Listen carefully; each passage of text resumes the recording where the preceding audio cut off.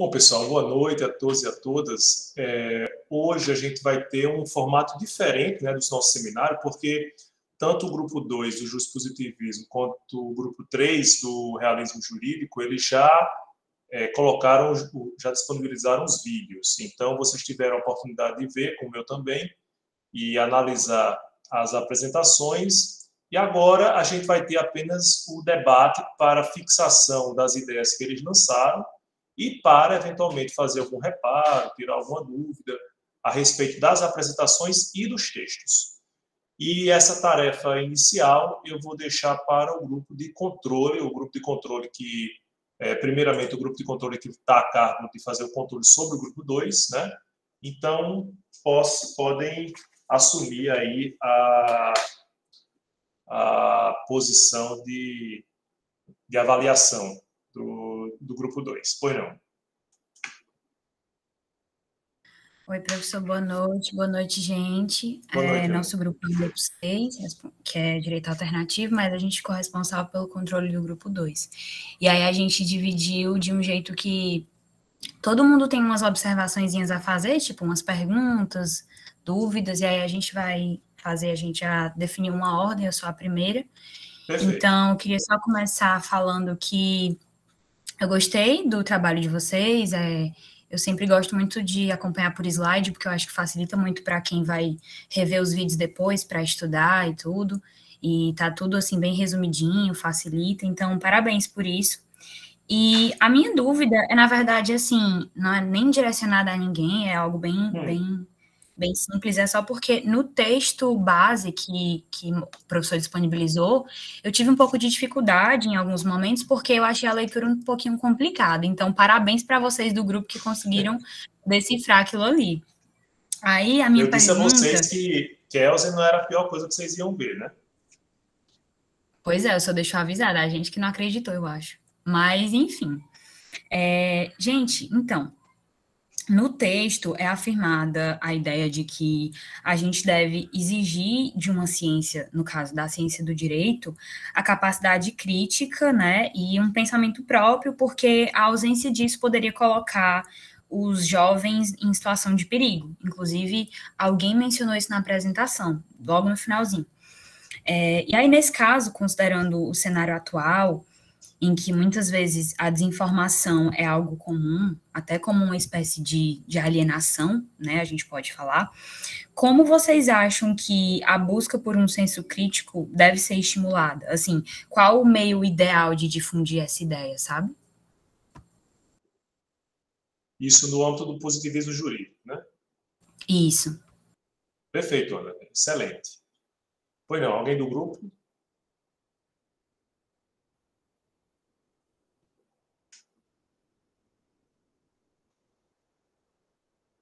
Ninguém?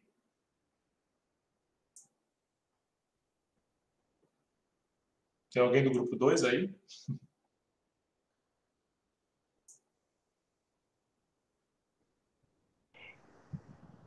Desculpa, Ana, eu não entendi muito bem sua pergunta. Será que você podia fazer de novo? Posso? Tá me escutando bem agora? Consegue ouvir bem? Tô sim. Pronto. Eu falei que eu tive uma certa dificuldade em entender alguns tópicos do texto base de vocês, e um tópico importante que foi falado na apresentação, nos slides, e que é mencionado no texto, é o fato de que a gente deve exigir de uma ciência, no caso da ciência do direito, a capacidade crítica, né, o pensamento próprio, porque a ausência dessa capacidade crítica pode colocar os jovens em uma situação de perigo. E eu perguntei, nesse caso, considerando o cenário atual, né, considerando o mundo hoje, em que muitas vezes a desinformação é algo comum, como uma espécie de alienação, como vocês acham que a busca por um senso crítico deveria ser estimulada? Qual seria o meio ideal para difundir essa ideia dentro da corrente do positivismo jurídico, no caso?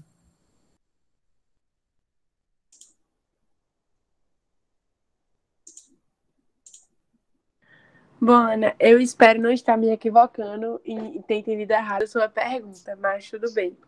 Eu acredito que dentro do positivismo do jurídico, claro, e nessa visão dos jovens, que foi o que o autor fala no livro, que foi justamente fui eu que citei essa parte do livro, pois me chamou muita atenção, é porque eu acredito que, pelo menos no mundo que a gente está hoje, nosso, pelo menos na minha realidade, que acredito que seja a sua, da gente aqui, é que desde o início as pessoas não têm acesso a algum tipo de educação jurídica ou até mesmo no campo do direito em si, das normas. E o positivismo jurídico vai justamente para essa parte mais das leis de cada país. Então, a pessoa tem que ir atrás de um certo conhecimento, não é uma coisa que se adquira no mundo em si. Eu acho que para eles adquirirem esse tipo de coisa, teria que ser incentivado mais pelos pais mesmo, porque precisaria disso, e mais eu acho que um desejo próprio. Se a gente visse isso em mais lugares, talvez nas TVs e afins, a gente conseguiria que isso fosse desenvolvido. Se alguém do meu grupo tiver mais algo a acrescentar.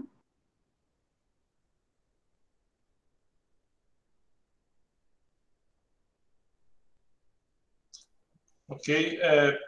Pode fazer, o grupo de controle pode continuar fazendo perguntas. Depois eu vou fazer um apanhado daquilo que vocês estão perguntando. Se o grupo de apresentação não sentir a vontade de responder, a gente vai abordar mais tarde. O que mais?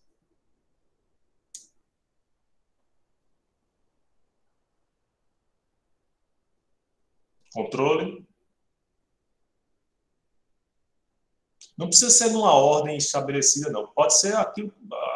Oi, gente, boa Oi, noite. Letícia. Oi, não. Tudo bem?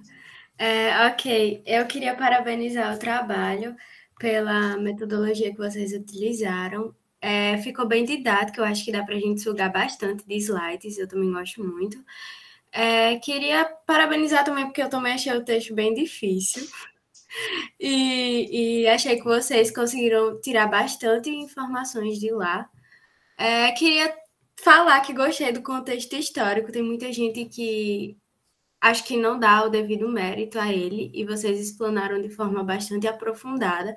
Eu acho que isso cria uma conexão bastante interessante, porque eu acho que é o que a sociedade está pensando que vai influenciar realmente o que está acontecendo nela, que influencia determinadas coisas do âmbito acadêmico. Eu gostei de vocês terem trazido a metáfora do colar de pérolas que tem na leitura, achei bem interessante. E a minha pergunta é: vocês abordaram sobre as diferenças entre justnaturalismo e justpositivismo. Aí eu queria saber se vocês detectaram alguma semelhança entre eles. Pois não. Boa noite, fui eu que falei sobre essa parte, e assim, eu acho que é mais o que eu falei no final, que apesar deles serem muito diferentes, eles se complementam e os dois são necessários para o direito atual. Então, eu acho que a semelhança seria mais ou menos essa complementação deles mesmo, porque eu acho que hoje o direito positivo, ele precisa do direito natural para existir mesmo, entendeu? Mas como é que se dá essa complementação? Ele precisa... por quê? É porque, assim, eu acho que o direito natural, ele já é uma coisa meio intrínseca no ser humano. Então, eu acho que ele embasa a criação de leis também, no direito positivo. Certo. Vocês começaram, inclusive com Maria Clara, apresentando o justpositivismo como a filosofia... Como foi, Maria Clara? A filosofia do justnaturalismo, né? Exatamente, professor. Pois é. Isso talvez tenha deixado a mente de alguns desavisados um pouco confusa, né? Como é que pode ser a filosofia do justnaturalismo se a gente já está falando em justpositivismo e ele se opõe tanto, né? A própria Marina apresentou aí as diversas diferenças entre um e outro. Você pode esclarecer isso para a gente?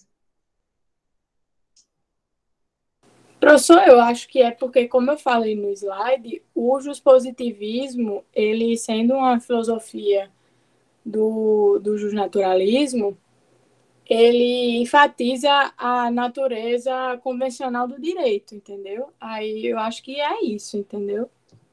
Mas como é que ele é a filosofia do justnaturalismo, já que ele se opõe tanto, que a gente viu na aula passada, no seminário passado, que o justnaturalismo, eles são justamente contrários a essa ideia de direitos convencionais. A crítica ferrenha de Rousseau, né, a questão do direito convencional, ela é presente, ela é muito palpável.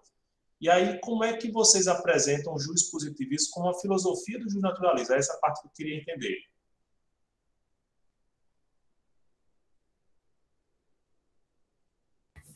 Professor, boa noite. Boa noite, Cíntia. Tá dando para ouvir bem? Sim. Eu acredito que, se tratando dessa questão da filosofia do direito, seria mais porque o juspositivismo, apesar de se diferir do justnaturalismo, o direito natural ele serve como, de certa forma, base para implementar também o juspositivismo. Até porque no direito natural, aquilo que vem da natureza é o que eles acreditam, né? E esse direito que vem da natureza, no direito positivo, ele é, digamos que, convencionado como princípios fundamentais. Então, de certa forma, eu acredito que seria essa relação do direito natural com o direito positivo, que ele serve como uma base, um fundamento. Então, seria essa questão da filosofia. Perfeito, Cíntia. Eu acho que a pergunta de Letícia está mais ou menos encaminhada, porque, pelo que vocês estão falando, porque vocês falaram durante a apresentação, em alguma medida, o direito natural, ou os direitos naturais, terminam sendo acolhidos no âmbito do direito positivo, né? E a vantagem que o juspositivismo vai ver nisso é que esses direitos naturais são tornados mais palpáveis, mais tangíveis, né? E eles podem ter conformações diversas de acordo com cada peculiaridade, com as peculiaridades de cada povo, né? Então, isso é muito evidente. Vejam que há uma diferença, agora chegando ao texto de Ehrenberg mesmo, há uma diferença de tom entre o que foi apresentado por Rousseau naquele texto do seminário passado e o texto atual de Ehrenberg, porque Rousseau ele desenvolveu aquela sua obra numa era pré-revolucionária, ou seja, antes da Revolução Francesa. Então, percebam que o tom dele era revolucionário, era de crítica, né, ao antigo regime e às leis do antigo regime, certo? Agora não, a gente já vê o Ehrenberg desenvolvendo sua obra num período, assim, em meados ou na segunda metade do século XIX, em que o juspositivismo já estava pujante, né, já estava bem desenvolvido. A gente já tinha experimentado outras formas, empirismo exegético, historicismo jurídico, né, a que vocês se referiram durante a apresentação, mas o juspositivismo vai prevalecer, inclusive, sobre essas outras correntes de pensamento, certo? O que mais? Boa Grupo noite. de controle. Boa noite a todos. Boa noite. Bom, eu quero parabenizar o grupo também. Eu, particularmente, acho o tema difícil, achei o texto complexo, mas aí a minha fala não é nem tanto uma pergunta, é mais para que vocês me certifiquem que uma parte específica é isso mesmo que eu estou pensando. Acho que do meio para o final do trabalho, vocês falaram um pouco sobre o método e o objeto do positivismo jurídico, e aí é só para ficar claro para mim. Então, o método seria a descrição propriamente dita, e o objeto seria a lei, a norma pura, tentando se desviar do que foi ideologia e do que vier de outras ciências, seria isso? Objeto, norma, lei. E o método, a descrição propriamente dita? Boa noite, pessoal. É isso mesmo. Eu acho que você conseguiu captar bem o objetivo do nosso grupo, né, sobre positivismo. É isso mesmo. Parabéns. Então, seria o que, Atla? O objeto da ciência do direito, apenas para recapitular. A própria norma em si, a própria lei, e o método utilizado pelo positivismo é o método descritivo, ou seja, ele se limita a descrever os fenômenos. O que é que acontece? Na verdade, o positivismo jurídico tradicional, ele é nada mais, nada menos que o fruto de uma ideologia mais ampla, né, que é o positivismo, que ele tinha como objetivo tratar as ciências humanas exatamente da mesma maneira como as ciências naturais, ou as ciências exatas, no caso. E qual seria esse método de apoio às ciências exatas, naturais? Como é que funciona? As ciências exatas funcionam através do método descritivo, que se limita a descrever os fenômenos. Por isso que o positivismo jurídico, enquanto método descritivo, poderia ser resumido como puramente descritivo. Então, é isso aí. Obrigado. Descrevendo, portanto, o direito como ele é, né? Como você falou. Exatamente, como ele é. Ele cru, né? Vamos dizer assim, cru, né? A palavra. Certo. Perfeito. O que mais?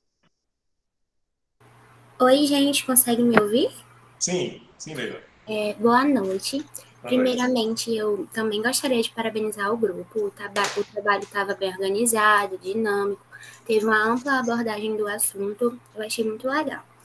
E eu tenho uma pergunta, assim, que inclusive se o professor quiser, ele também pode responder. Diante das críticas que o dispositivismo enfrenta, principalmente nessa questão de ele considerar o direito um juízo de fato e não de valor, deixando por vezes, né, diante disso, algumas questões humanitárias de lado. A gente pode considerar que o dispositivismo, ele cumpre o principal objetivo do direito, que no caso é o da harmonia social. Um exemplo que eu quero saber se esse exemplo se enquadra nessa crítica o que aconteceu no passado, da mãe que foi presa porque furtou uns alimentos. E, tipo assim, diante da situação, o esperado era que ela não fosse, né? Porque, enfim, um contexto e tal, social. Mas ela foi. E aí, tipo, eu meio que entendi, não sei se eu fui certa, por isso que também tô perguntando isso, porque, tecnicamente, ela foi presa porque é a lei, e, tipo, tem que ser seguida de maneira rigorosa. E aí, é a partir disso que surge minha dúvida, se o dispositivismo cumpre o principal objetivo do direito, que é o da harmonia social.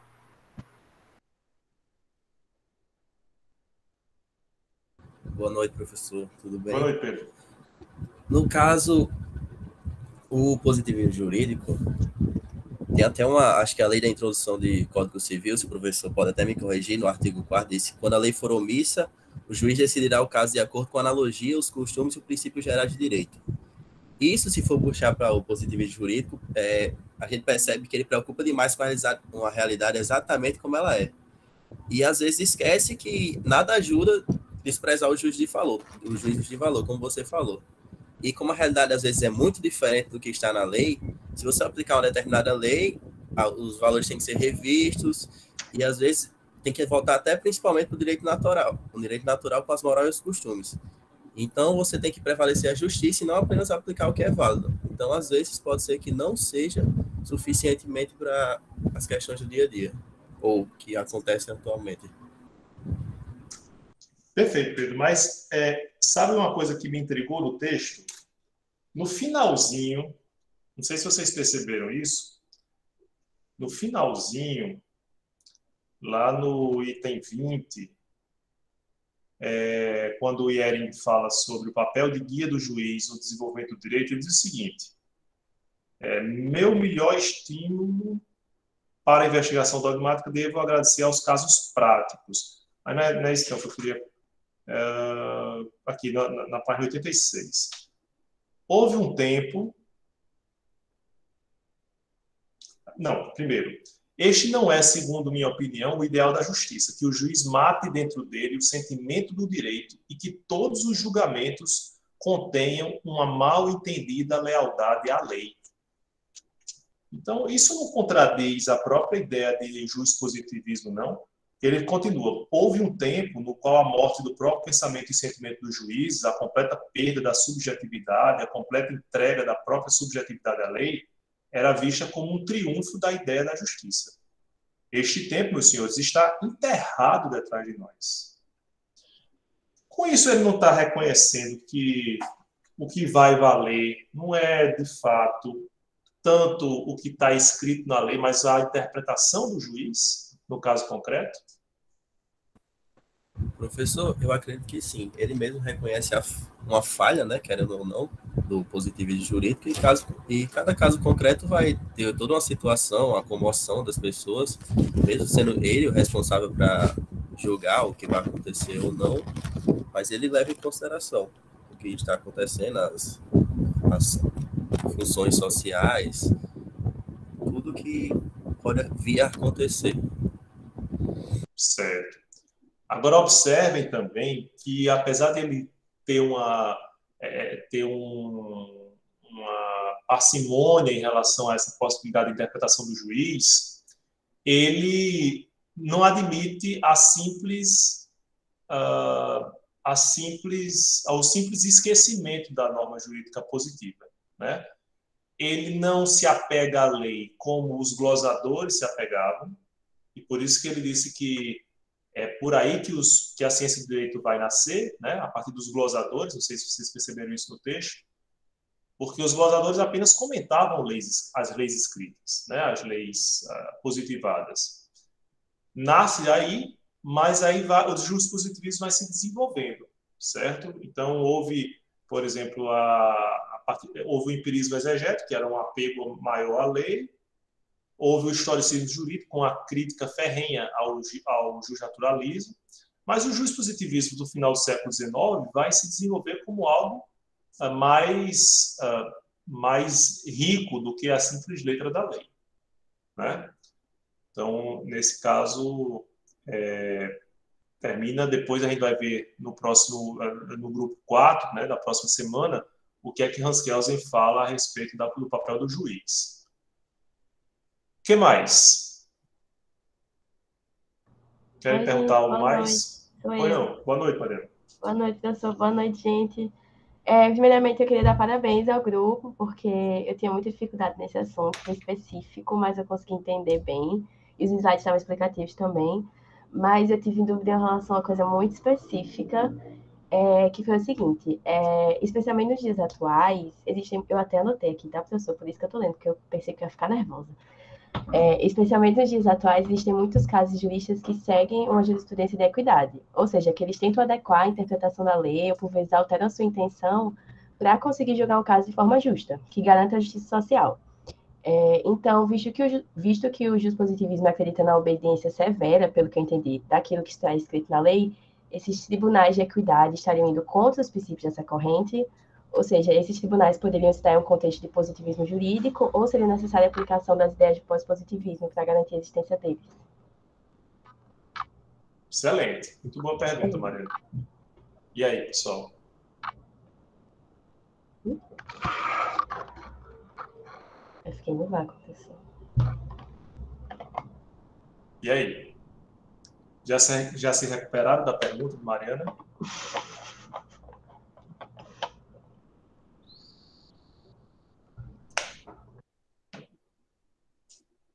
Não?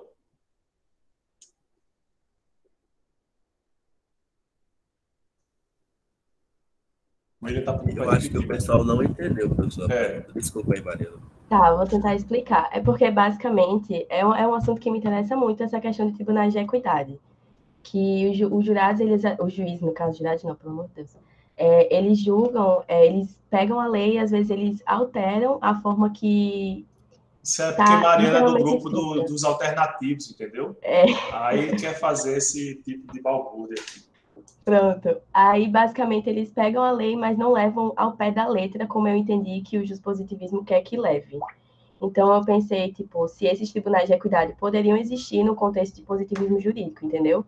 Ou se precisaria das ideias do pós-positivismo, que eu já entendi pelo trabalho de vocês, que já muda algumas coisas, para garantir a existência desses tribunais. Você tem alguma forma do positivismo jurídico englobar isso?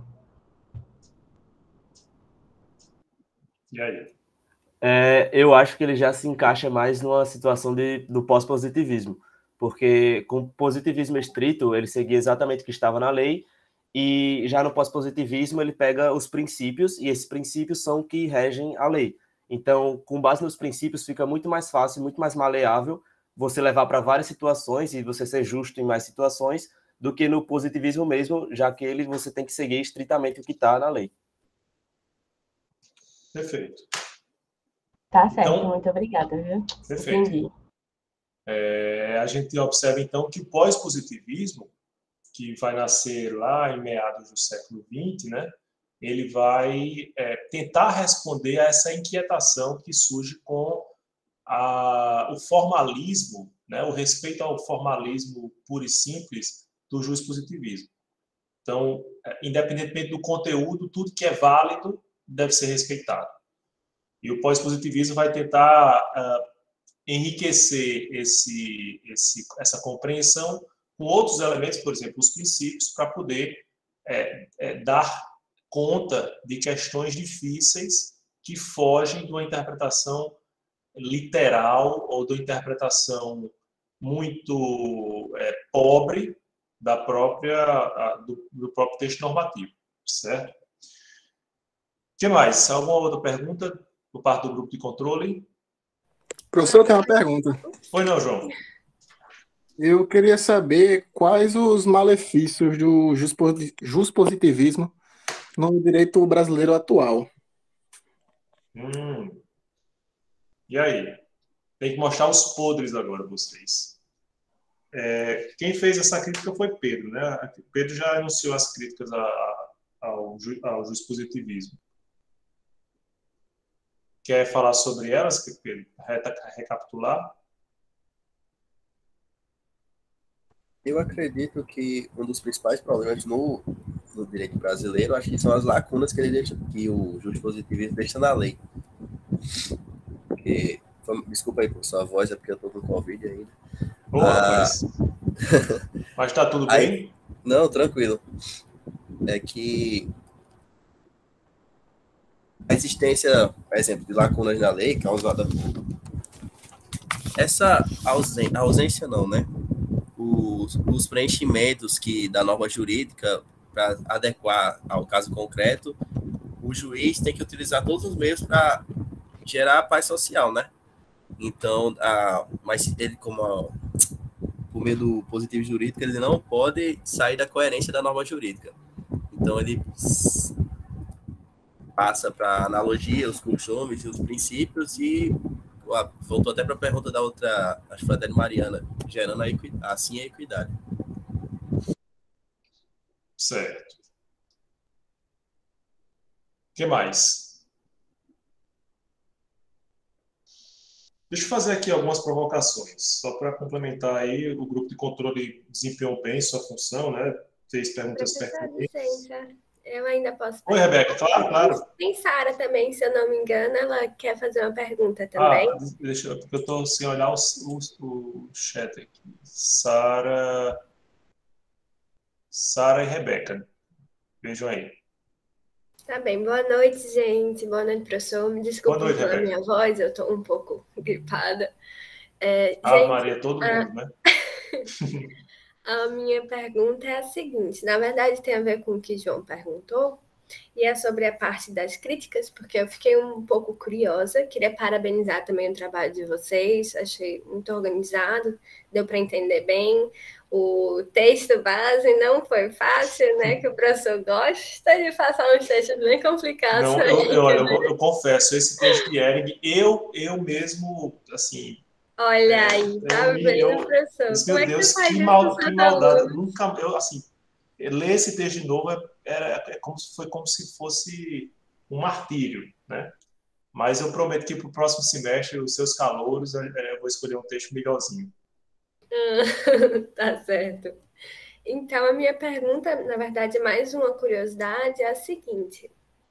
Como toda corrente filosófica, né, que é por meio delas que nós enxergamos e entendemos o direito de formas diferentes, como toda corrente filosófica, o positivismo tem as suas, sujeito a críticas, né, tem seus defeitos, vamos dizer assim, suas contradições, e aí vamos imaginando um cenário onde só é usado o positivismo como forma de entender e aplicar o direito.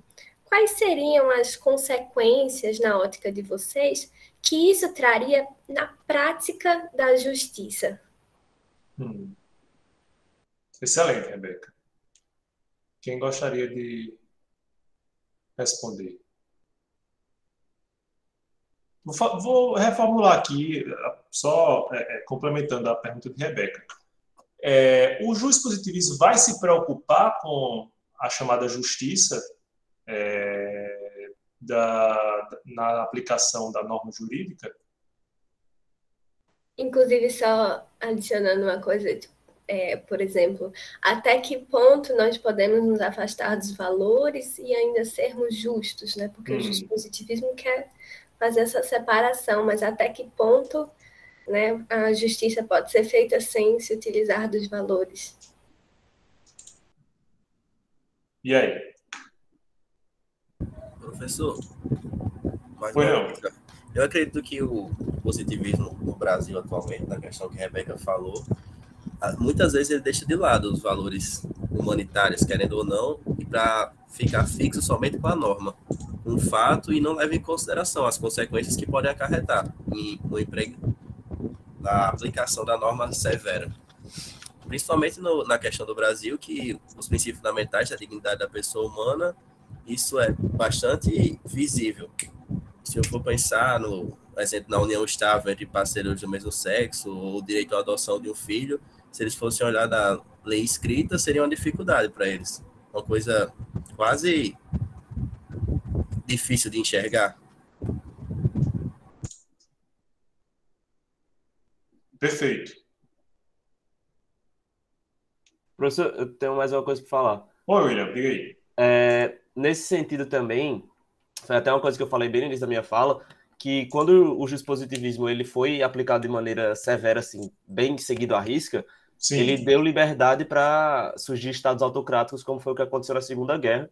E aí, por isso, surge o pós-positivismo, porque ele precisava agregar valores a isso, senão, quando o positivismo fosse aplicado realmente, minorias e a justiça ficaria totalmente à mercê do Estado, e isso poderia ser muito perigoso. Exatamente. Por isso surgiram as críticas ao positivismo e até a própria autocrítica, né, que foi o pós-positivismo. Pois não, Sara?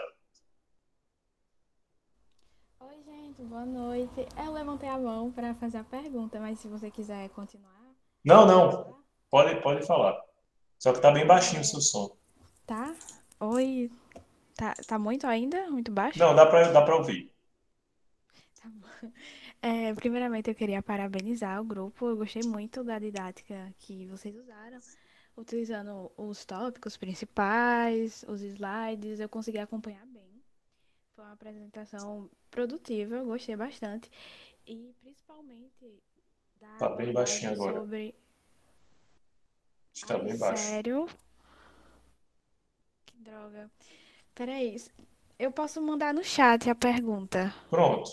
Mas agora você falou agora bem nitidamente.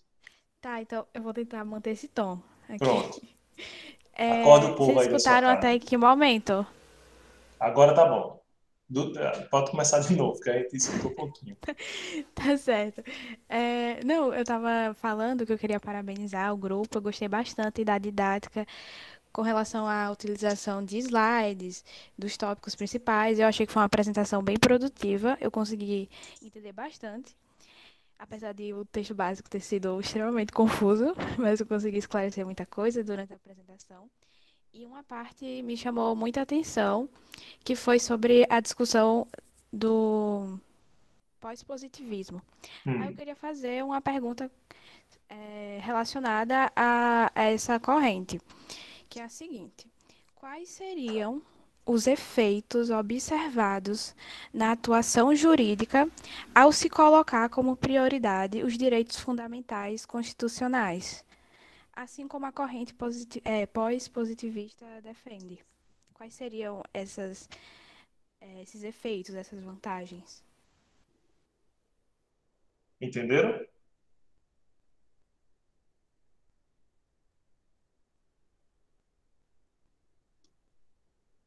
Quais seriam os efeitos?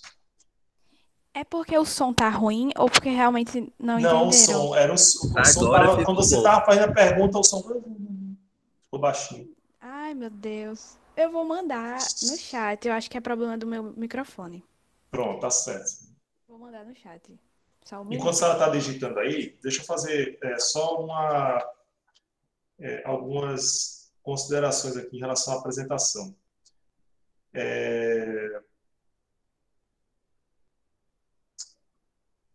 Quando o Pedro falou, ele fez menção, por exemplo, a uma obra de Paulo Nader, né, que dizia que o juspositivismo teve seu apogeu no início de nosso século. Essa afirmação está correta, Pedro?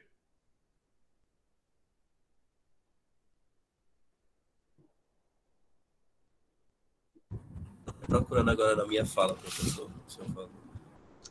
Foi exatamente isso. Ele disse que, segundo Paulo Nader, o juspositivismo atingiu o apogeu no início do nosso século. Qual é o nosso século? É o século XXI, né? Ah, entendi. O senhor está falando da citação. Eu falei da citação direta dele. É porque o texto é de... Agora o senhor pegou. O texto é do século passado. Isso, é porque acho que é uma tradução nova, está aqui em 2003. Exatamente. Então, é só esse cuidado, né? O juspositivismo atingiu o apogeu no início do século passado, no século XX, não desse nosso século. Perfeito. Uma outra retificação, quando vocês vão lá no finalzinho... Oi? Licença. Tem uma parte também na apresentação, que foi a minha, que foi na parte do precedentes influenciadores, que eu falei isso também, que lá tem dizendo que a escola de exegese, ela foi no início do século XVIII e no final do século XVIII e início do século XIX, que quando ela surgiu, né, a escola de exegese, ela teve o ápice do positivismo nela. Tem essa partezinha lá, só para... Certo, para retificar, perfeito. E no finalzinho da apresentação, vocês terminam trocando o nome de Rudolf von Ehring por Richard von Ehring. Não sei se Ehring tinha algum irmão ou primo com esse nome, mas, enfim, é Rudolf mesmo, tá? E eu queria fazer uma pergunta final aqui para vocês em relação aos glosadores. Fui eu, professor, desculpa. Não, olha, acontece. Foi um erro. É só brincadeira, só para ficar registrado esse cuidado. Professor, a Sara pediu para dizer que a pergunta dela está no chat. Pronto, então respondam, podem responder. Quais são os efeitos observados na relação jurídica ao se colocar como prioridade os direitos fundamentais constitucionais, assim como a corrente pós-positivista defende? De acordo com a corrente pós-positivista, isso levaria a uma lei muito mais justa, muito mais abrangente, que beneficiaria muito mais pessoas do que da forma como a positivista era, que, dependendo da lei, beneficiaria só um grupo de pessoas em detrimento de outras. E se você tiver os direitos fundamentais protegidos, você conseguiria manter a igualdade perante toda a população.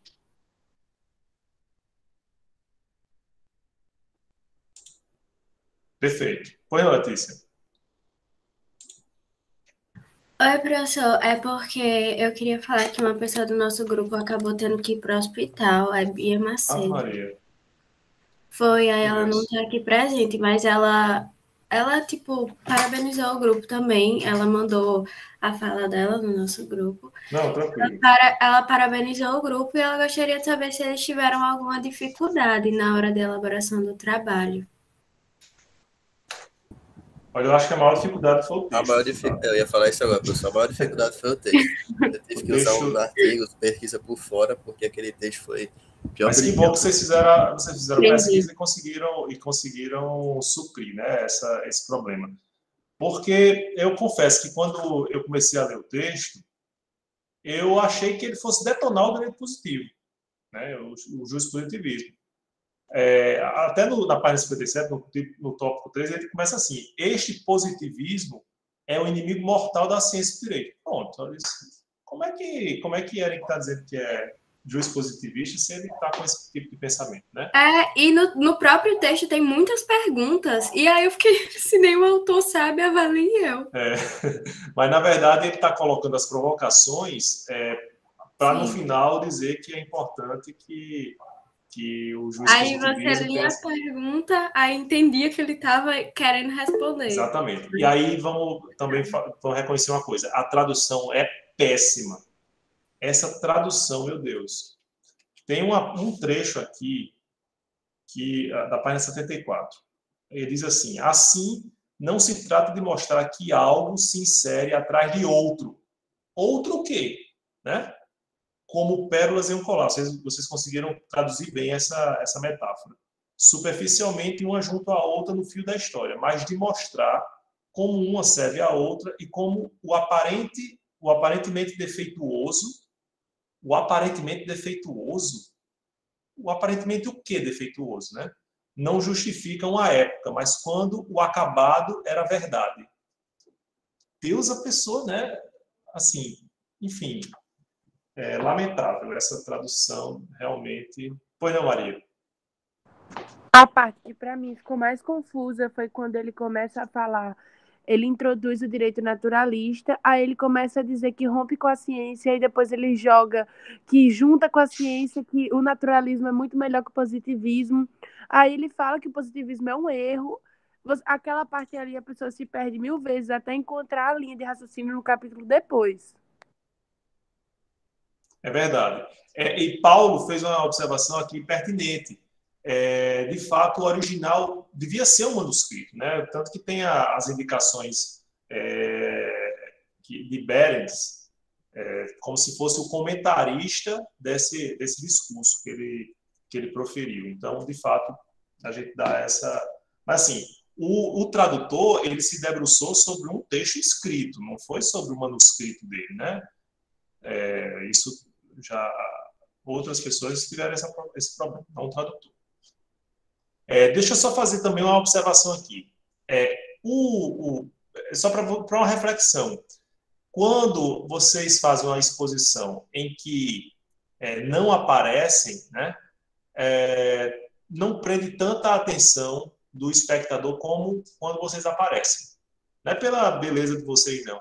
É porque, de alguma forma, a comunicação ela se dá de uma maneira mais firme. Como a gente viu, por exemplo, em relação ao grupo 3. Aparecia lá os quadradinhos, os apresentadores falando, então isso termina facilitando essa comunicação, mesmo essa comunicação virtual, né? Mas eu gostei demais da apresentação. Pois não, Maria? Professor, nesse quesito, eu acho que não deu certo para a gente, foi justamente porque como muita gente do nosso grupo está doente, a gente não conseguia nem filmar com o rosto, mas realmente teria ficado melhor. Eu entendo, realmente, e assim, espero que todos melhorem rapidamente, se recuperem, para que a gente possa, para que vocês possam já aproveitar as outras apresentações. Algo mais? Pensaram até em mudar o nome do grupo de positivos para Covid, porque eu acho que tem uns 4 ou 5 Covid no grupo. Positivo para Covid. Eu gostei. Assim, uma piada um pouco sombria, né, nesses tempos, mas... Pesada, né? Pesada, mas infelizmente foi bem, ia ser adequado, né? Bom, eu, por mim, estou satisfeito, pessoal, em relação a esse grupo. Vocês têm mais alguma pergunta, mesmo de outros grupos? Está bem compreendida a posição do positivismo, a importância histórica, em que é que ele difere do naturalismo, que foi a única corrente que a gente viu até agora? Está tranquilo? Bom, aliado aqui à turma, né, pelos parabéns e também os votos de melhora, né, para todos os convidados. Agora a gente vai fazer o controle do grupo 3, que apresentou o realismo jurídico. Eu nem sabia que vocês tinham conhecimento do que é telecurso primeiro e segundo grau. Eu não sabia nem que passava ainda. E se não passa mais, como é que vocês tiveram acesso a isso? Né? Isso é bem da minha época, né? Aí o povo está mostrando a idade. Mas, diga aí, grupo de controle, o que é que vocês acharam do grupo 3, que falou sobre o realismo jurídico? Bom dia, meu povo. Eu sou do grupo de controle. Primeiramente, eu queria dizer Bom dia, porque é o dia inteiro bom, é sobre isso. Entendi. Tá certo. Primeiro eu queria dizer, Morton, obrigada por ter roubado a piada que eu ia fazer no início da apresentação aqui do grupo de controle, né? Agora eu estou sem palavras aqui, acho que se encerra aqui a apresentação do grupo de controle. Mas é sério, eu poderia imaginar qualquer coisa que iam colocar lá de criatividade, mas Telecurso 2000 acho que foi um patamar a mais, gerou uma quebra de expectativa, assim, que eu não estava nem esperando. Primeiro, eu queria parabenizar o grupo, dizer que foi espetacular a apresentação de vocês, que eu achei muito explicativa. E queria dizer também que a apresentação de vocês, como foi muito completa, não sei se tem muitas perguntas, mas é mais um comentário sobre a semelhança que eu vi, de certa forma, em relação à apresentação do Grupo 6, que é sobre o marxismo. A gente até comentou isso numa aula ontem, sobre como essa visão do direito, de quando surgiu o direito ter surgido a partir desse momento de uma mudança da solidariedade mecânica para orgânica na maior parte da sociedade, fez com que o direito seja, né, de acordo com a visão marxista, um elemento de criação capitalista. Enfim, acho que da minha parte, por hora, era mais esse comentário e parabenizar o grupo mesmo. Perfeito, Bárbara. Mas tem alguma provocação, algum questionamento? Alguma sugestão? Cadê o povo do meu grupo? Que estavam tudo falando. Então, boa noite. Eu pensei que você ia continuar também. Então, boa noite. Né? Vou iniciar falando também que eu fiquei impressionado com a qualidade e a excelente apresentação que o grupo fez. E principalmente a didática, né? Se remeter ao Telecurso 2000 foi incrível. E, da mesma forma que Bárbara colocou aí, o quanto foi completo, né? O que dá dificuldade para a gente pensar em fragilidades. Foi muito boa a apresentação. Mas a minha pergunta, na verdade, das duas perguntas que eu tenho para fazer, é em relação ao contexto Brasil, a situação brasileira. Se, por exemplo, a gente teria como evidenciar o que o Royce defende aqui. Se isso seria possível, se isso está distante, se isso acontece, se isso não acontece, o que é que o grupo acha? E a segunda pergunta que eu tenho para fazer, é sobre esse contexto social que é tão imprescindível para ele, né? Que não existe a não relação de direito, sociedade e contexto social.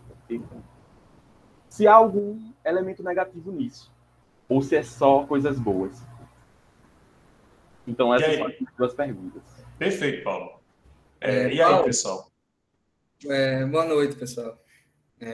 Sou do grupo 3 e eu não sei se eu entendi direito a pergunta de Paulo. Ele falou da relação, se existe, de fato, uma relação no Brasil, na sociedade brasileira, desse realismo de Royce, foi isso que eu entendi? Pelo que eu entendi, se as ideias do texto que Royce apresentou poderiam se aplicar à nossa realidade. É basicamente isso, né, Paulo? Contemplam no Brasil, poderiam ser contempladas, ou não? Bom, eu acho que sim, porque a própria ideia do realismo, foi o que eu estava prestando atenção na apresentação anterior, ele conflita com aquela ideia do positivismo de ser a norma pura, o direito como norma pura. E até em uma das nossas aulas, eu lembro que o professor, que a gente estava falando de casos de que uma mulher necessitada, tem filho e tal, vai lá e rouba alguma coisa para comer. Se o positivismo fosse real, fosse presente aqui no Brasil, e o realismo não, o que eu quero dizer é que existe o realismo aqui, porque se fosse só a lei escrita, aquela mulher ia tomar uma pena de 4 a 10 anos, como está previsto no Código Penal. Então, a gente vê o realismo atuando no nosso meio, a todo momento, em qualquer que seja o campo. Você vê que, às vezes, tem crimes idênticos, só que por coisas... Os outros fatores vai atenuando certa decisão judicial. A gente não tem aquele dogma do direito ser aquilo que está escrito em todos os lugares, tanto que a gente existe aqui a nossa existem várias jurisprudências, existem várias formas de tribunais julgarem sobre tal assunto de forma diferente. Não existe só uma lei universal na nossa própria sociedade. Eu não sei se foi isso que ele quis. Foi não, José. Eu não sei se foi o que eu respondi. Boa E teve noite. outra pergunta que agora não estou lembrando. Desculpa, já pode falar.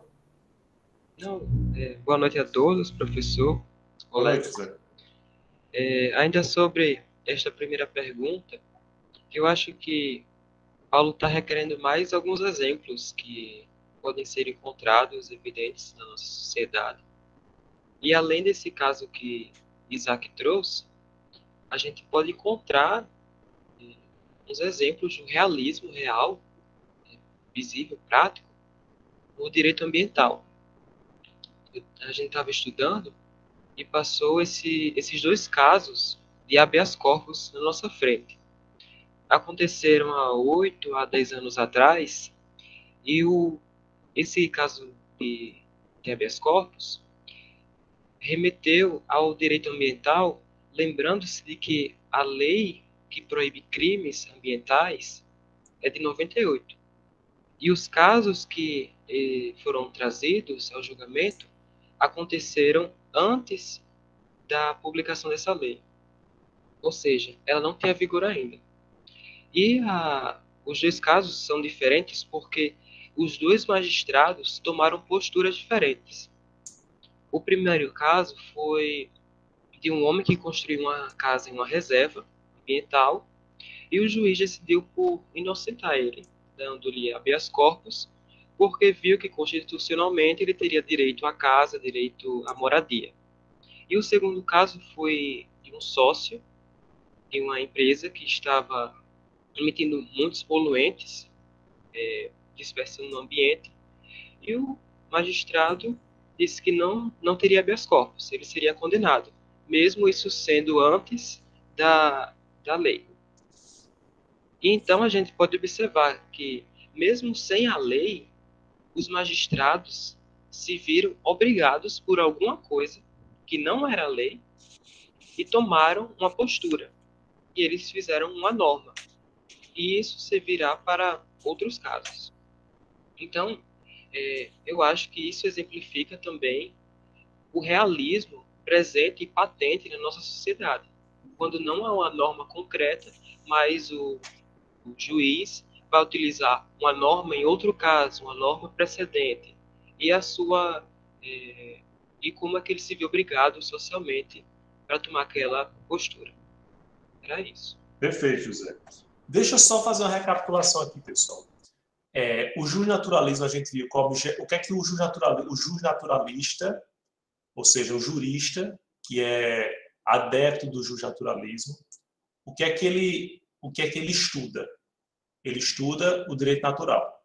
Esse é o objeto de estudo dele, né? A gente viu que o juiz positivista tem como objeto de estudo o quê? O direito positivo, né? Eu pergunto a vocês, em suma, o juiz realista tem o que como objeto de estudo? Foi para o grupo, pessoal? Para o grupo. Professor, assim, pelo que eu consegui compreender, posso até estar errado, mas o juiz realismo, ele estuda, o foco dele é o direito em prática. Perfeito. É o direito na prática, não é a norma, não é... É o que acontece na realidade. É o direito... o realismo. Parafraseando o Nelson Rodrigues, né? É a vida como ela é, né? É o direito como ele é. Mas aí, vou voltar aqui aos exemplos de José. José disse, olha, houve duas decisões conflitantes. Nesse caso, qual seria o objeto? Como é que ciência doida é essa que vai ter os dois como possíveis objetos de estudo? Como é que o realismo jurídico se sai diante dessa possibilidade de divergência entre decisões judiciais? Professor? Foi não. Eu acredito que, nesse caso, a gente poderia citar como uma das leituras também outro carinha, que foi o Carl Lerner, acho que é essa a pronúncia, que ele diz o seguinte: a investigação realista deverá remover os disfarces para revelar a norma efetiva em que o magistrado baseou sua sentença, independente das normas explicitamente por ele referidas na decisão judicial. Esse seria o primeiro passo. E o segundo, por fim, seria descobrir os verdadeiros fatores de índole variável que influenciaram o juiz na apreciação e qualificação jurídica dos fatos subjúdice, ou seja, na eleição das normas efetivas em que se funda sua sentença. Então, seria quais normas e por que estas normas. Perfeito, José. E olha, quando a gente observa, assim, numa visão muito superficial do realismo jurídico, a gente, por exemplo, há autores realistas, né, como vocês disseram, né, como a gente vê nas obras, que diz o seguinte: olha, influencia na decisão o fato de o juiz estar com fome. Mas, meu Deus, que absurdo, né? Não é a norma jurídica, não, que deveria influenciar. Sim, mas, de fato, se o juiz está com fome, ele está proferindo a decisão no finalzinho, assim, já passou da hora do almoço, já com 3 horas da tarde e ainda não houve almoço para ele. A decisão dele pode ser influenciada por essa circunstância pessoal. Isso é ciência do direito? Pelo amor de Deus.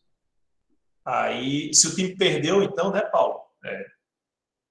Assim, eu mesmo ia ter problema se fosse tão apegado a essa questão de time, né? Eu sou torcedor do América e do Fluminense, né?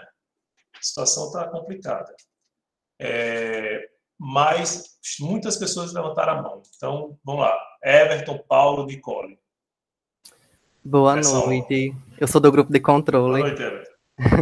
Eu quero primeiro parabenizar também o grupo, porque eu amei muito a dinâmica que eles tiveram no grupo em si, também a interação dos slides. E, na verdade, agora eu não queria nem fazer uma pergunta ou uma crítica, mas já que a gente falou em naturalismo também, a gente também pode assemelhar, né, algumas características do realismo ao naturalismo também, devido ao fato de ambos descrever os fatos conforme o olhar do cotidiano. Porque, tipo, um único caso pode ser decidido de diversas maneiras, digamos. Perfeito. A grande diferença aí, no caso, é que no justnaturalismo você vai se fiar em algo construído pela razão ou ditado pela uma fonte divina, né, de autoridade. No realismo, não. É o que está acontecendo ali naquele momento, né? Sim. Professor, assim,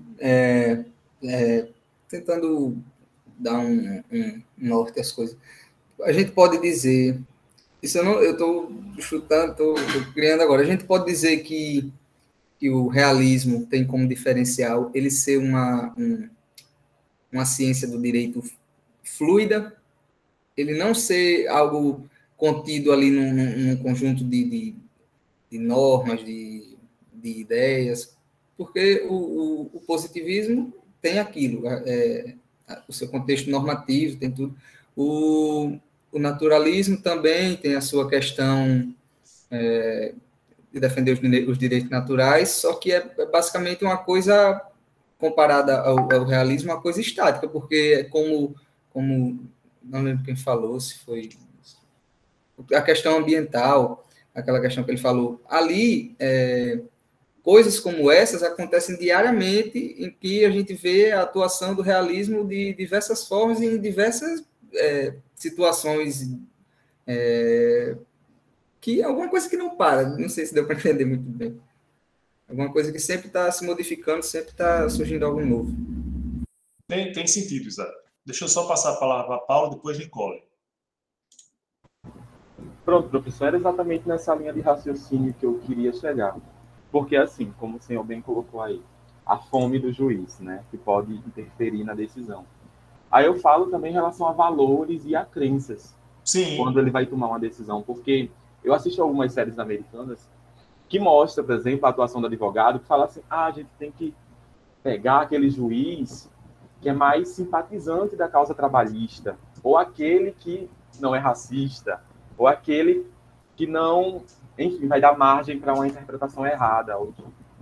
E aí vai depender do ponto de vista das pessoas. Não sei se vocês assistiram Os Sete de Chicago, né? Baseado em fatos reais. Isso. O juiz, nitidamente, tem uma inclinação, né? Exatamente. E aí, eu consideraria esse um ponto negativo, para a margem do contexto social. Porque o contexto social ele não é só positivo, né? Vai ter pessoas com pensamentos dessa forma aí, como é colocado. Por isso que eu fiz a pergunta sobre a negatividade, se há algum ponto negativo quando a gente faz essa relação de sociedade e direito, sem dar algum limite também, algo assim. Se o juiz é terrivelmente evangélico, por exemplo. Né? Mas deixa Nicole falar agora. Perfeito, Paulo. Oi, professor. Oi. Eu gostaria de falar um exemplo sobre uma coisa que o senhor falou agora há pouco. Eu achei até engraçado que a condição do juiz no momento de estar analisando o caso e tal, e eu vi um vídeo sobre o julgamento do pessoal da Boate Kiss, aquele caso que envolveu, e que o juiz, ele se que ia parar para ter um almoço, se eu não me engano, e teve uma confusão lá por conta de uma marmita que o cara não tinha levado, e rendeu uma boa discussão lá, e que eu acho que pode até influenciar nas decisões que estavam acontecendo naquele momento. Então, é um fator que a gente não alia direta, na hora que a gente vê, que a gente está assistindo, não dá para perceber que aquilo se trata de um caso do realismo na prática, mas ele se encaixa muito bem nesse exemplo, porque quando eu estava lendo sobre o contexto, o que o Alf Ross fala sobre contexto histórico-sociológico, a condição dele no momento, psicológica, comportamental, eu só me lembrei desse caso, porque ele se estressou, saiu do sério e acho que faltou um pouquinho da ordem que estava até o momento, né? Então, eu achei interessante trazer esse exemplo, que foi bem recente, né? Perfeito, Nicole. Veja que não é uma coisa absurda de se considerar, né? Mas vamos explorar mais um pouco essa situação. Alguém mais no controle quer fazer algum... Professor? Oi. Só para fazer uma colocação no que Paulo falou, justamente essa é uma das críticas ao jusrealismo, porque nem todas as condutas aceitas pela sociedade vão ser condutas obrigatoriamente corretas, assim como nem todas as regras judiciais são aceitas pela sociedade, e nem vão ser decisões corretas, né? Ou erradas. Certo, mas aí de que maneira o realismo contribui para a consciência, para o estudo desses casos? Porque, assim, as decisões judiciais vão tomar com base, de certa forma, o que a sociedade pensa. Não necessariamente, mas, segundo a escola escandinava, vai pegar o psicológico da sociedade. Sim. Então, é basicamente aí o que o juiz vai fazer. Ele vai tomar uma decisão com base no que uma parcela da sociedade pensa. Mas se isso for moralmente errado e prejudicar uma parcela, como é que se diz? Uma minoria da sociedade. Eu vejo isso como uma principal crítica. E, tipo, sou do grupo do jusrealismo, mas não sou muito adepto dessa teoria, não. Alguém mais do grupo quer falar sobre essa questão? Ou alguém do grupo de controle quer desenvolver essa provocação? Débora. Assim, eu entendo até as pessoas que criticam o realismo, sabe? Mas a própria Constituição, ela também tem meios de impedir essa parcialidade do juiz. O princípio da imparcialidade, essa distância que você tem que ter entre quem está acusando, o acusador e o acusado. Então, eu acho interessante a gente não só ver também só a questão moral, mas também a questão das normas que estão proibindo, impedindo que ele haja de qualquer forma, que ele haja de qualquer jeito, entendeu? Não sei se eu expliquei direito, mas... Perfeito. Professor? Oi, Isaac. E, assim, só para complementar um pouco, essa questão de o juiz se exaltar em certo ponto e isso influenciar no seu julgamento, eu não sei se é Ross que defende, agora me fugiu um pouco, só que tende a haver uma espécie de ponderamento entre essa autonomia dos juízes de poder fazer tudo com o que está previsto na lei. Porque, assim, dá para pôr em dois extremos, tipo, o jusrealismo versus o positivismo. O jusrealista diz que o positivista só faz o que está escrito, é um dogma total, a lei, o direito, e como pode ser visto nessa questão que o pessoal levantou, o realismo pode ser dito como algo que pode fugir da própria lei. O juiz está de mau humor, decide tal coisa e é isso, acabou. E a gente pode ver aí que deve haver esse equilíbrio da legislação com o poder judiciário, porque o próprio realismo defende que o judiciário seja maior, seja aquilo que vai definir verdadeiramente, e o positivista já diz o contrário, que o judiciário tem que ser submisso ao legislativo e fazer o que diz a norma, independente da circunstância. Então, como o José falou, essa escola de pensamento escandinava, que já é um realismo mais psicológico, algo mais social, filosófico, já se aproxima um pouco do extremo da total independência do juiz, o juiz ter a liberdade total de até, se quiser, fugir do que está escrito. Eu me bananei um pouquinho no final, mas acho que... Não, mas está compreensível. Everton, levantou a mão aqui. Então a gente vê assim, né, bem essa perspectiva, que o jusrealismo ele chegou trazendo um embasamento filosófico maior, mas em contrapartida também a gente tem aquilo que para eles aderiram à tese, né, os realistas, de que o direito é aquilo que o juiz diz, nada mais que aquilo. Exatamente. E aí a pergunta que eu faço a vocês é justamente essa: se o direito é aquilo que o juiz diz, onde é que entra a ciência do direito proposta pelo realismo jurídico? O que é que ela vai trabalhar? Sobre que ela vai se debruçar?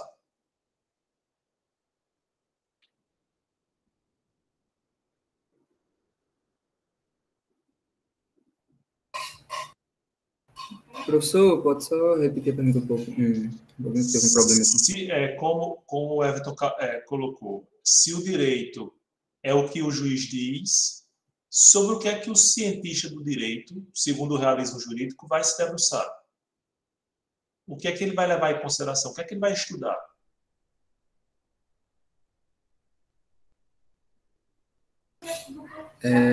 Peraí, eu creio que esse ramo de estudo do realismo é basicamente, assim como eu acho que foi Paulo que falou, que a lei ela pode ser alguma coisa. Deixa eu ver como eu posso colocar. A lei é uma coisa quase impossível a lei não, o direito, de se definir, uma coisa assim que não pode. É tão diferente de contexto, mudando o contexto, de diferentes contextos, tempo, sociedade, cultura, que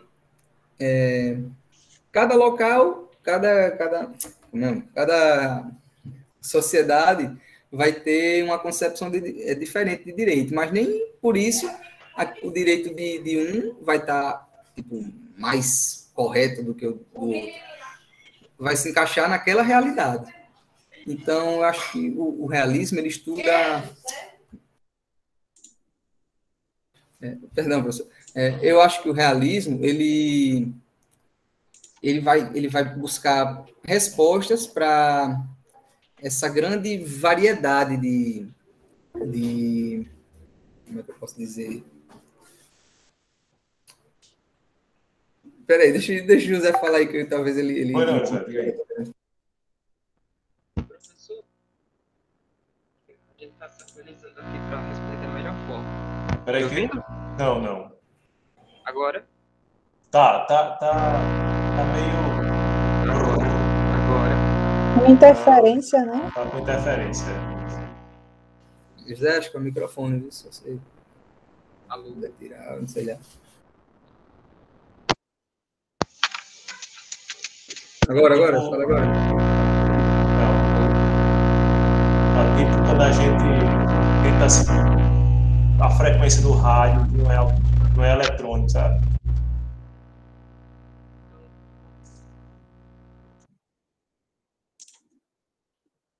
Professor, só para fazer uma colocação, uma coisa que eu percebi muito é que Foi não, Zé.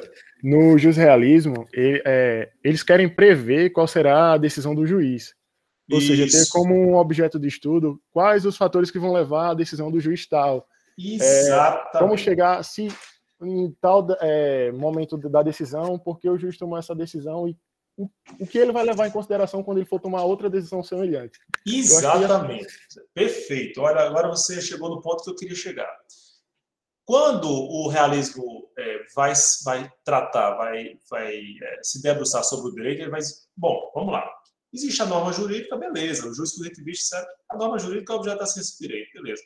Mas, no fundo, o direito é praticado, o direito é construído na prática, no caso concreto, levando em consideração outros fatores além da norma, né? Então, vamos estudar isso também. Aí você diz, mas professor, como é que a gente vai estudar se o juiz está com fome? Eu, como estudioso, vou dizer, olha, se uma audiência vai se desenrolar durante muito tempo, não convém que o juiz decida naquela circunstância. Então, esse ensinamento que o jurista transmite, por exemplo, aos práticos, aos que elaboram o direito, né, aos advogados, promotores e aos próprios juízes, o juiz pode fazer, não, eu me lembro de uma lição que disse que eu não devo decidir dessa maneira, vou guardar essa decisão para depois. Né? Ou o advogado dizendo, excelência, vamos fazer uma pausa para depois a gente retomar em outro momento. Isso tudo é levado em consideração. É como se vocês até utilizaram essa expressão, de Carl Lewin, é como se a gente retirasse todas as fantasias que se põem em torno do direito para dizer, olha, esse é o direito como ele é. Feito por pessoas, por seres humanos, com suas imperfeições, com suas idiosincrasias, com suas ideologias, com suas características, peculiaridades, história, né? E é assim que a gente tem que estudar o direito, né? Existe um livro fantástico foi escrito por Piero Calamandrei, que é Eles os Juízes Vistos por um Advogado. E Calamandrei cita vários casos, é excepcional esse livro, assim, é um livro que vocês devem ver nas suas férias, né? Não necessariamente agora, em janeiro, que não é mais mês de férias, né? Nas férias que vocês vão tirar agora no recesso de um mês, se vocês tiverem essa curiosidade. E aí ele cita um caso de um juiz que condena, né? Pega uma situação, né? Faz um julgamento muito, muito severo de uma pessoa que tinha um cavalo e esse cavalo mordeu a vítima e ele condenou severamente. Mas aí depois se verificou que o próprio juiz tinha um filho que já foi mordido por cavalo. Ou seja, ele se colocou no lugar da vítima de maneira muito pessoal, né? E aí o julgamento tendeu a ter essa carga de maior rigor. Então vejam que o realismo jurídico, no fundo, vai apenas desnudar o que realmente é se levado em consideração na hora do juiz decidir. Por exemplo, tem impacto quem você cita numa petição para o julgamento de um juiz? O que é que vocês acham? Everton. Levantou a mão. Então, eu poderia afirmar que o juiz-realismo, ele mudou o foco da autoridade para a realidade, sendo que todo direito deve estar ligado a um caso concreto, uma realidade social ou factual. Exatamente, Everton. É como se a preocupação do jurista não fosse apenas com a norma, mas como a norma é concretizada. E ela é concretizada a partir justamente do magistrado, né? Então, por isso que o realismo jurídico tem como principal foco as decisões judiciais. Certo? Perfeito. Professor? Oi, Isaac. Você falou de que se um advogado cita alguém numa petição, isso pode influenciar.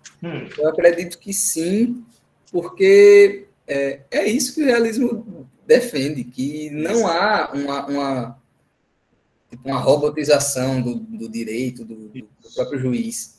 Existem N fatores que podem influenciar na decisão jurídica. E aquilo... peraí. Poxa, me deu um branco agora, eu estava com um negócio na cabeça. Aquela... Peraí, deixa o José falar aí. Fala, José. Mas eu complemento depois. Para fazer um complemento o que Everton falou, estava estudando aqui, né? Eu fiz uma frase para tentar entender qual é o objetivo central do realismo. Aí eu cheguei a isso aqui, de que o direito jus-realista corresponde às decisões repetidas dos tribunais e também corresponde às regras sociais. Com isso, o direito é um fato social, ou seja, uma ciência social, e não uma ciência normativa, porque ela é produto do judiciário. Essa minha afirmação estaria correta, professor? Faria alguns reparos. Por exemplo, quando você diz assim, como é que você inicia o direito? É a sequência de decisões judiciais. Corresponde às decisões repetidas dos tribunais. Pois nem sempre, porque o juiz realismo também pode se preocupar com as decisões que saem daquela normalidade, entende? E aí você vai estudar por que ela saiu. Porque essa decisão contraria de forma tão evidente aquela normalidade de julgamento. Porque ela discrepou daquelas outras decisões que geralmente estavam sendo seguidas, né? E aí é o estudo do realismo jurídico. Pode ser objeto de estudo do realismo jurídico. Veja, a gente abre chave surdo, né? Pois não, Micaela? Não, é porque isso me lembrou uma parte do texto que é até uma nota de rodapé que ele faz sobre uma comparação com o que Kelsen fala de o dever ser, que é um conceito mais atrelado ao positivismo, e o que realmente que é o conceito atrelado ao jusrealismo. Então, quando a gente fala sobre decisões e tal, tudo isso está baseado no que deve ser quando a gente está se referindo ao positivismo. E o que realmente que é o que acontece baseado em fenômenos sociais e tudo mais, que é o que acontece quando a gente está se falando do jusrealismo. Perfeito. Isaac. Professor, era só para... Eu lembrei do que eu ia falar, terminar, e até casou com que, não sei se foi, acho que foi o José que falou, dessa questão que a gente pode, além da questão do advogado citar uma pessoa numa petição, ele pode, inclusive, quando ele vai desenvolver a sua causa, pesquisar a jurisprudência desse tribunal sobre aquilo que ele está defendendo. Então, se ele está apresentando uma causa contra, sei lá, qualquer coisa, uma pessoa roubou tal coisa, ele vai ele vai se aprofundar em pesquisas do ramo da jurisprudência daquele tribunal sobre determinado caso que se assemelhe àquilo que ele tá defendendo. Então, isso dá um peso enorme a favor dele. Se ele achar um caso parecido, que houve uma decisão favorável, ele vai usar aquilo como argumento para tentar ganhar a causa. A jurisprudência daquele determinado tribunal julgou tal caso, semelhante ao dele, de forma positiva. Então, aquilo vai pesar na decisão do juiz. O juiz podia estar pensando alguma coisa contrária e isso vai influenciar. Isso que o advogado trouxe. Exatamente isso. José, vamos ver o som agora se está melhor. Tá ok? Tá ótimo. Certo. É que Paulo Fultran acrescentou aqui no comentário, dizendo que a pragmática é um diferencial do justnaturalismo frente ao justnaturalismo e positivismo. É só pontuar que durante as leituras a gente achou bastante também que o realismo era muito pragmático. Só que lembre-se, note-se que há duas escolas, sim. A americana e a escandinava. E a americana, que eu acho que merece esse comentário, porque Diniz acrescenta também que para os realistas norte-americanos, o direito real e efetivo é aquele que o tribunal declara ao tratar de cada caso concreto. Então, é a saída, os papéis que saem de certo tribunal. É muito pragmático, o americano.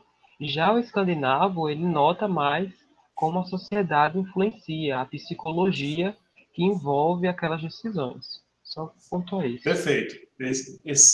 Excelente colocação, né, para fazer essa distinção.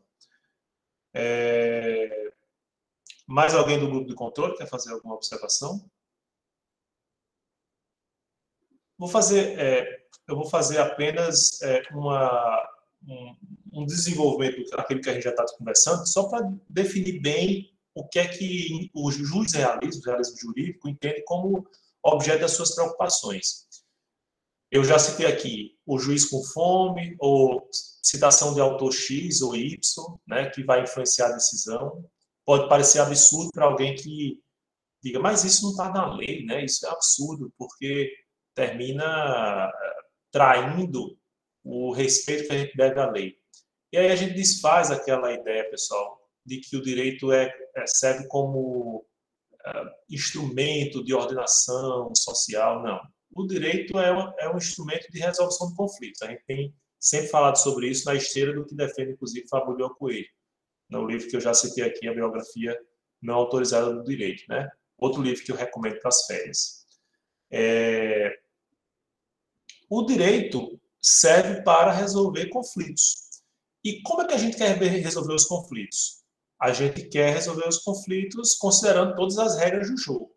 Então, eu vou considerar o que é que eu posso dizer numa petição para agradar o julgador. Sim, estratégia também é cabível. E o realismo jurídico diz que isso é ciência, porque eu estou verificando a tendência de observância de um determinado julgador ou de um determinado tribunal, certo? Então, como eu tenho como aquilatar isso, e hoje a gente tem muito mais condições de fazer esse tipo de avaliação, porque hoje a gente tem a possibilidade de utilização de recursos tecnológicos para aprimorar essa análise. Vocês vão se deparar, quando vocês estiverem já atuando, ou mesmo aqui na universidade, no seu estudo acadêmico, vocês vão se deparar com programas de computador ou experts que vão possibilitar dizer o seguinte: quais são os autores de constitucional mais citados pelos ministros do Supremo? A gente tem como fazer esse estudo. Quais são as palavras que eles mais utilizam quando eles vão rechaçar determinada tese? Isso também pode ser avaliado. Vejam que são as mínimas coisas, mas que são levadas em consideração no julgamento, certo? Às vezes a sua ideia está bem desenvolvida, mas aí você toca no ponto ao juiz, ele já causa um desconforto. Por outro lado, a crítica que pode ser feita a esse tipo de ideia é de que, no final das contas, a gente vai terminar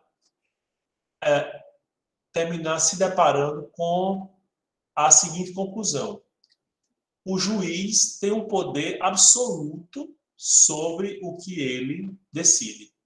E aí não adianta teoria, não adianta um ideal, aquilo que o justnaturalismo apresentava como um dever ser ideal, né? Aquilo tudo é deixado de lado.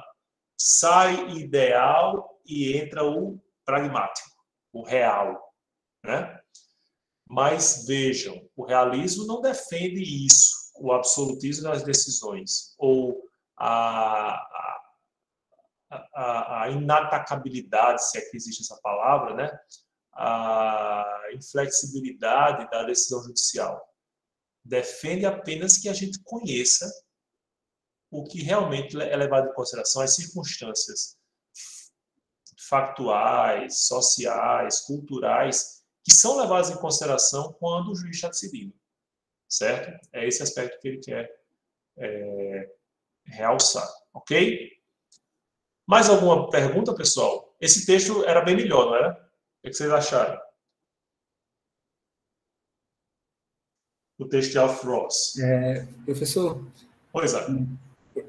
Eu comecei logo o texto, eu entendi algumas coisas, só que eu confesso que teve parte que eu não absorvi muito, mas eu consegui fazer alguma conexão e procurar pesquisa por fora que complementasse, que desse para eu entender. Então, basicamente, a minha parte da apresentação, acho que foi o segundo ramo de investigação da jurisprudência, eu tirei ele quase todo de outras fontes, porque no próprio livro eu não consegui absorver muito bem, mas eu entendi o que é que queria dizer, fui lá e procurei de outro lugar para entender melhor. Então, mas o livro dá um norte sensacional, dá uma como é que se diz? Não mostra realmente o foco do... Teve alguma parte do texto, Isaac, que você gostaria de esclarecer? Alguma coisa que você não entendeu, que você discordou?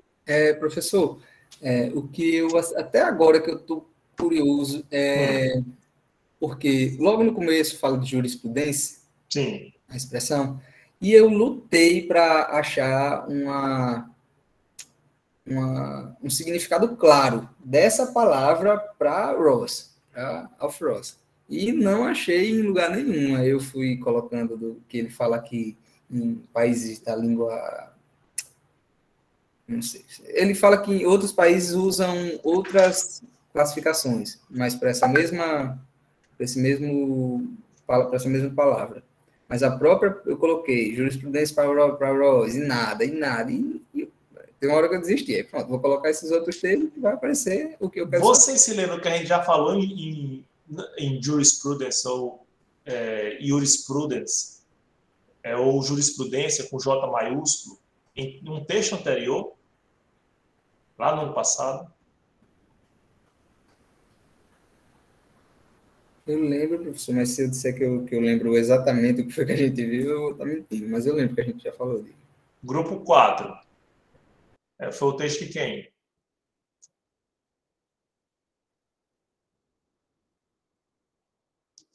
Hans Kelsen. Pode soprar. Muito bem, Denise. Começa com a letra H, né? Hans Kelsen já falava sobre jurisprudência, a gente já advertia que jurisprudência no sentido de ciência de direito, certo? Mas, obviamente, Ross vai apresentar aqui outras expressões, outros significados. Ele fala filosofia do direito, ciência geral do direito, né? Enciclopédia jurídica, teoria geral do direito. Então, vejam que existe uma ligação muito forte com o que a gente conhece como ciência do direito, certo? Algo mais, pessoal, que vocês queriam discutir sobre o realismo jurídico? Está bem compreendido? Professor, só um parêntese, uma dúvida. Esse que seria um entrave, o desentendimento entre a Europa continental e a Inglaterra sobre justamente o conceito da palavra jurisprudência, que um entende como filosofia do direito, ciência, e o outro como... Eu não entendi muito bem, mas seria isso? Não, tem vários fights aí entre o direito continental e o direito inglês, né? Mas a compreensão, por exemplo, o que a gente entende por jurisprudência no Brasil? Jurisprudência é a série de julgados no mesmo sentido do mesmo tribunal. Então, tem um sentido diverso da ciência do direito. Jurisprudência, para nós, o J minúsculo, é a sequência de decisões judiciais, no mesmo sentido. Pois não, Ariane? Professor, tá ouvindo bem? Dá para ouvir? Sim. Não, eu só queria fazer um comentário geral. Tipo assim, resumidamente, à primeira vista, a corrente israelita foi um baque para mim, porque eu li logo e pensei, oxe, que danada é isso? Então quer dizer que o juiz é um autoritário, um ditador, faz o que quer, decide o que quer, sem seguir a norma. Mas logo depois, né, com a pesquisa mais extensa, mais rica, principalmente lendo sobre o ponto de vista de Alfie Royce, eu pude entender melhor e principalmente imaginar uma sociedade funcionando dessa forma, usando os moldes de Royce, comportamentistas e psicossociológicos, né? O magistrado toma as decisões e indiretamente ele realiza um padrão de tomada de decisão, né? Então isso é interessante. E outra coisa que até na minha fala na apresentação, eu brevemente pontuei, que foi sobre o problema que ele aborda acerca da natureza do direito e o que seria o objeto prático da ciência do direito, né, que ele chama de jurisprudência. Isso porque os ativos na área não têm um consenso sobre o que é o direito propriamente dito. E eu entendi que o realismo traz para a gente justamente isso, que a efetividade da tomada de decisões no tribunal é muito levada em consideração, no sentido do que a aplicação da decisão por si só não diz respeito à efetividade da ação, mas sim o próprio critério efetivo é o fator que determina a aplicação do direito na prática. Perfeito, Ariane. Inclusive, essa sua fala me leva a fazer uma outra advertência, talvez para socorrer o realismo jurídico, né? Não se trata do autoritarismo judicial, apenas de conhecer as circunstâncias, os fatores que são levados em consideração na decisão judicial. E é importante que a gente conheça. Vou dar um exemplo para vocês. O juiz pode dizer assim: quando o réu usa arma de fogo, eu nunca vou soltá-lo. Nunca concedo liberdade provisória. Você já sabe esse posicionamento do juiz, né? E aí, o que é que você pode fazer com isso? Você pode buscar argumentos que contrariem aquela convicção dele, aquela firmeza no posicionamento, entende? Você vai, então, vulnerar aquela convicção com argumentos, mas já se aproveitando do conhecimento daquela posição do magistrado, entende? Então, por isso que é importante conhecer os fatores das mais diversas ordens que terminam influindo uma decisão judicial. Pois não, Débora? Eu achei muito interessante a palavra que o senhor usou, a estratégia, como estratégia é importante para a gente entender a realidade. É tanto que ele faz uma comparação com o xadrez, né? Isso. Inclusive, foi a pergunta que vocês fizeram para o pessoal responder, né? Só vai poder responder quem assistiu a apresentação ou leu o livro. Achei ótimo também. Pois é. E é justamente essa estratégia que é um dos fatores que permite o entendimento dos fenômenos, do coisa como um completo, né? Da acusação, enfim, desses fenômenos jurídicos como um todo. Então, eu achei muito interessante essa palavra que o senhor usou, estratégia. Então, era só mais esse comentário mesmo. Que é muito fácil de entender. Foi, José. Depois, Maria. Professor, tenho uma dúvida acerca do texto na página 33. Que é na nota de rodapé. Ele fala sobre o dever ser e o ser da Zollern e da Zayn. Aí eu fiquei meio